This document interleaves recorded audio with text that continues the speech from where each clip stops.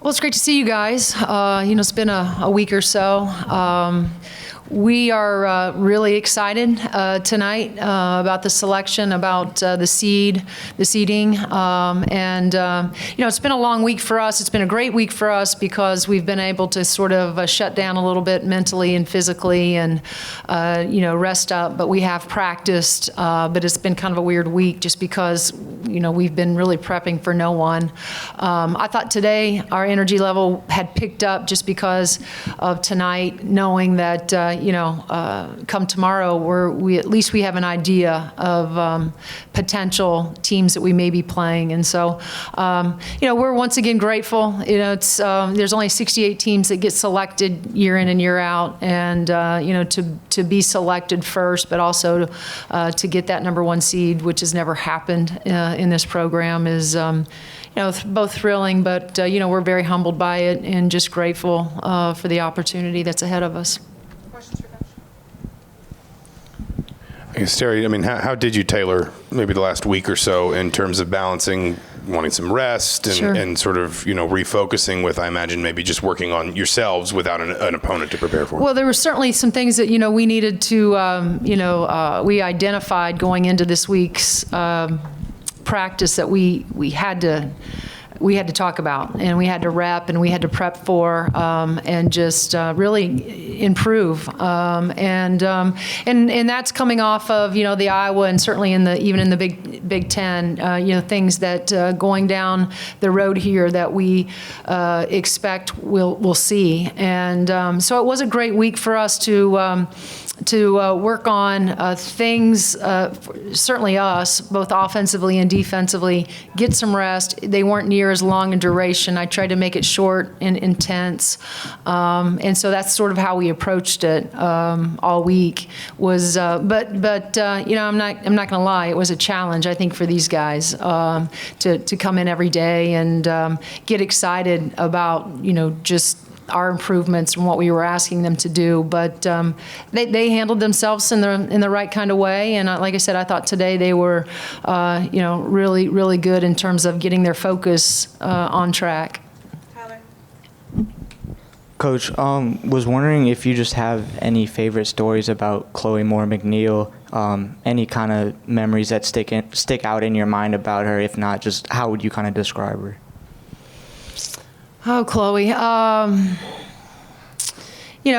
Chloe, when she first arrived here in Bloomington, I won't make this a really long story, but she arrived here in COVID. And most of you don't know that about her. And so, she's, a kid coming from West Tennessee, probably hadn't been out of Tennessee most of her life. And, she travels, comes 3.5, 4 hours to Bloomington and is in a place where, she knows a few people. We are obviously become her instant family, but, it was really a challenge for her, that first season, not being able to go home. She has 3 little sisters at home that she cares for and loves deeply and likes to see them as well.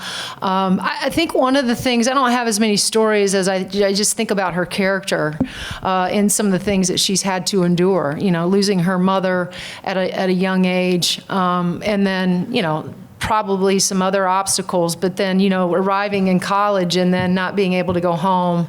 And so the thing that sticks out when I think about Chloe is her pure toughness. This is a kid that's resilient, but I think I can't overstate it, and it's one of those intangible things that don't show up on a stat sheet on a paper. It's just how tough Chloe is, not just as a person, but certainly, as a competitor, as a player.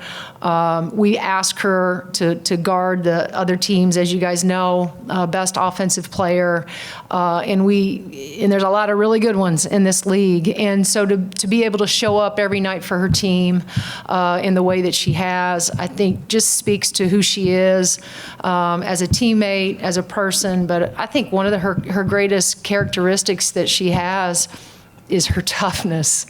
And you can't quantify that. You just when you have the pleasure of coaching her and these guys playing with her, that you're playing with somebody that, one, you can depend on, and that she's going to give you every ounce of toughness that she has.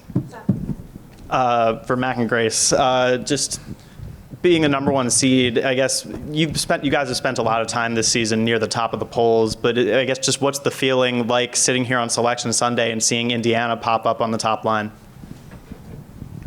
Yeah, I think it's kind of surreal.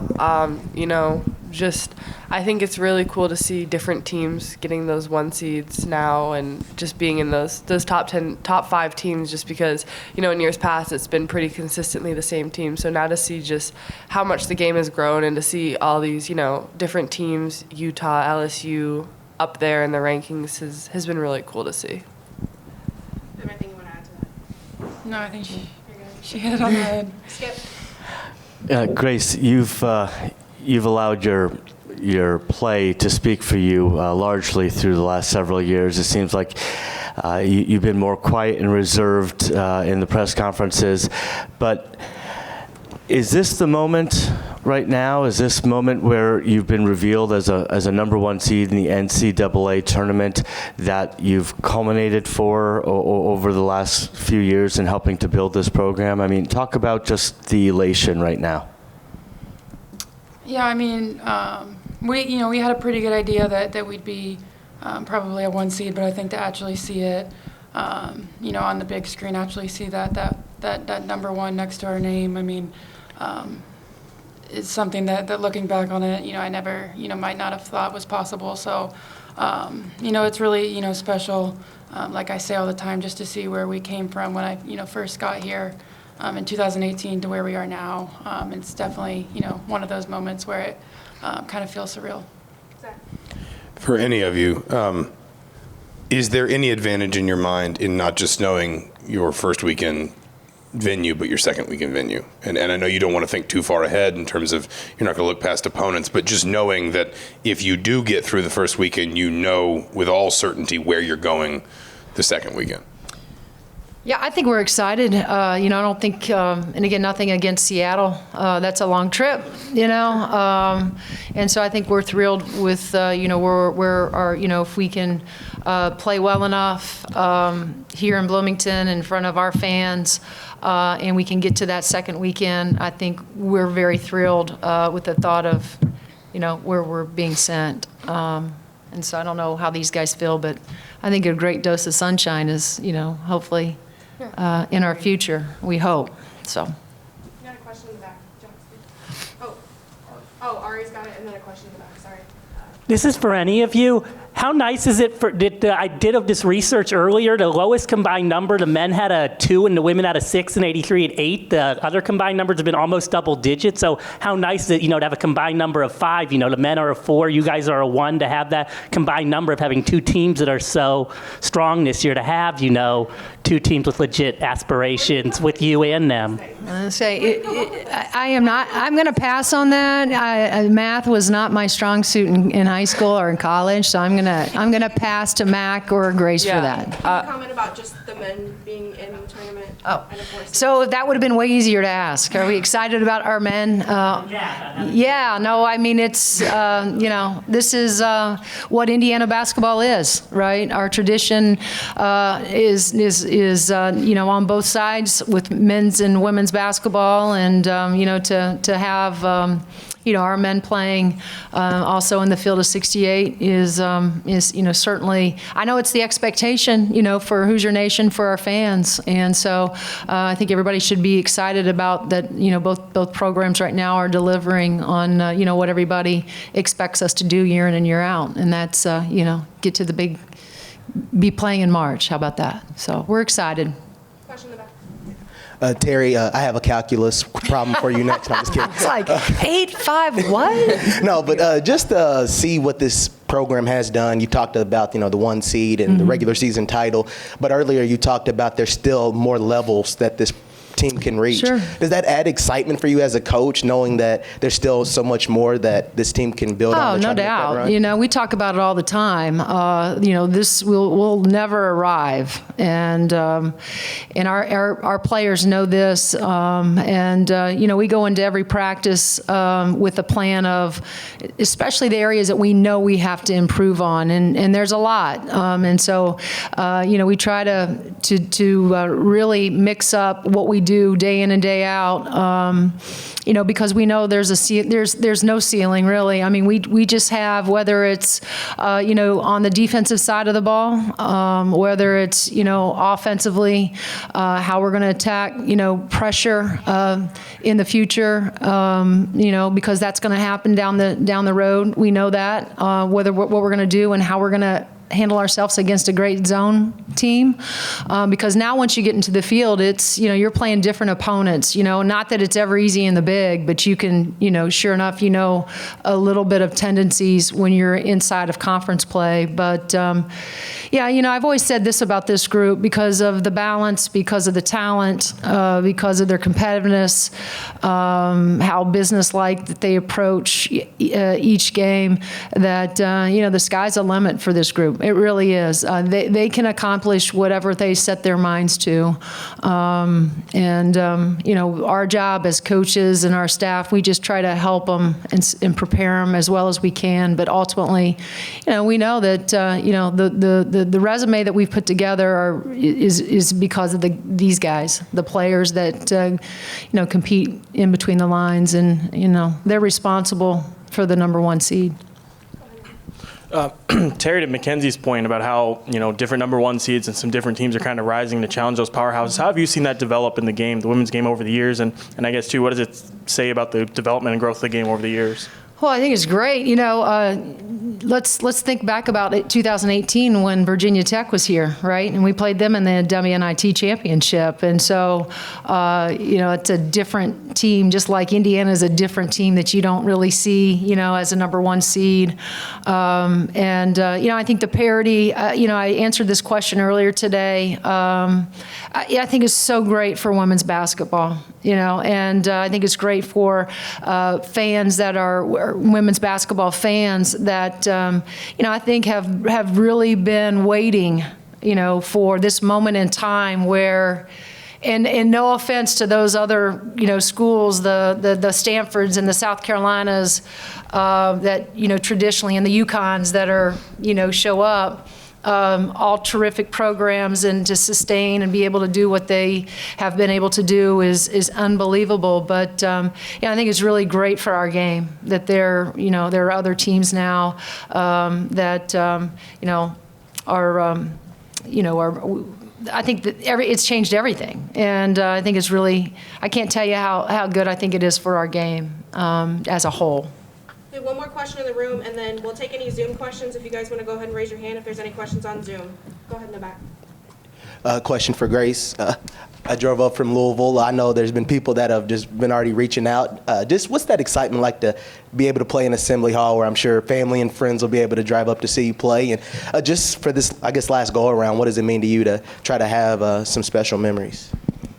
Yeah, it's been great just to see people that I haven't seen in years from Louisville make the 2-hour drive up to Bloomington to support, not only myself, but our team and our program, and they've been great. So, I was really fortunate to come from a place, for as much as Indiana loves basketball, Kentucky, loves it just as much. So maybe not just as much, but second best. So, I grew up around the game, so just to see that support from the local community, even as a Hoosier, has been really special for me. All right, we'll go to Zoom questions. Drew, go ahead.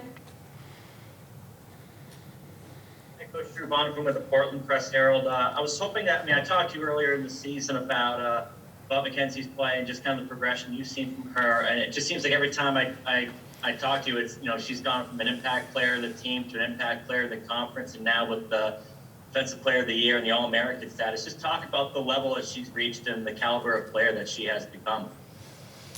Well, she's had an unbelievable year, but Mackenzie would be the first one to tell you that, as we always say, there's always room for improvement, and no one has worked harder or as hard.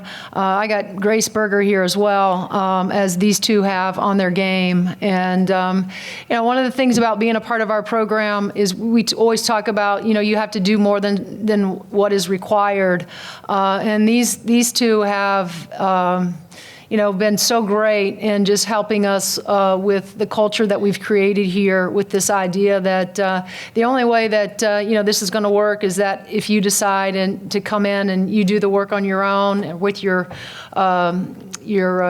coach, your position coach. And, Mac has, even on her off days, there's usually a ball bouncing down there, and whether it's shooting free throws, Mac has committed herself, has changed everything from her eating habits to, just everything. She's right in front, has become in front of our eyes just this awesome, talented post player that I would put up against anybody in the country. Kevin, go ahead. Kevin Vera, are you still on there? Yep, there he is. This is for Mackenzie and Grace. Looking back at last year, obviously you guys made it up all the way to the Sweet 16, but what can you guys, with that experience, what can you guys take into this tournament, and what did you just pretty much learn from last year? Yeah, I think that any chance you get to play in the high-level games that we play in helps you later on down the season for the tournament. So we played in a good non-conference, and obviously the Big Ten is, I think, the best conference in the country. So we're going against tournament-ready teams every single night. So I think that helps us along with our past experiences in the tournament as well. Seth. Terry, when you talked about getting. I can hear you. Yeah. You talked about getting right mentally and physically over the last week, and I know at the end of the Big Ten tournament run, you mentioned just you guys were a little bit nicked up. Mm-hmm. How are you all doing physically, and especially Keandra, who had that injury up in Minneapolis? Yeah, I think we're feeling. I think the time off, the rest has really been. It's first of all, we play in a very physical league, and so it's as much physical as or mental as it is physical for us, just because of how we prep and we put so much on these guys. But KB, I think is from what she's been to the doctor, we feel like we're just dealing with sore muscle. So we don't think that it's anything of significance. Not that that doesn't mean that she probably you'll see her this weekend in terms of playing. I think she will be out another maybe a couple weeks, and then she'll be reevaluated right now. But she is she has not been practicing with us, but she has been in practice. And so I guess the answer to your question is I think the news that we got is probably the best case scenario for the shot that she took to that hip. For Mackenzie and Grace, what all just do you remember about Chloe when she got here as a freshman, and just what sticks out to you in terms of how she has grown to now? I mean, like Coach said earlier, she was always, really mature, really smart, really competitive, and I think you could tell that early on in her freshman year, even when she maybe wasn't, getting a ton of time on the court. She was really competitive and contributing in practice, almost like an upperclassman. She's been, it's been, really special for me, kind of seeing her from when she first came here to where she is now. Obviously being, taking on that leadership role and just being super confident on the court. And just improving every area of her game. So just seeing the hard work she's put in to get to the point where she is now, I think it's been super special. I mean, I think Grace hit it on the head. She was definitely really quiet when she first came in, but just getting to know her has been such a blessing, and being teammates with her has been a blessing. And I think she's just proof that, if you work really hard every day and you trust the process and stick to the process, you'll reap the benefits of it. And I think that Chloe is just an outstanding example of that, going from being a player her freshman year with very limited minutes, didn't get in most games, to a second team Big Ten pick is just incredible. Last question. I think we laugh at her every day just because of her accent. I mean, if you get any time to be She's around over her, it, though. right? She's sick of it. Yeah. I mean, So. Can you do one? No, that's crazy. She'll say stuff like that. That's pretty good, wasn't it? Yeah. So, okay. Mackenzie, how are you feeling physically? And then for both you and Grace, how did you guys balance the trying to stay sharp and working and also resting and recovering ahead of the tournament? Yeah, I think we've all just been really trying to get healthy, feeling good again. That Big Ten season is no joke. So afterwards, I think we all just kind of took a deep breath and tried to get ourselves feeling good again. Yeah, and I missed a lot of time, so my body's probably a little fresher than it normally is at this time of the year. So I felt great.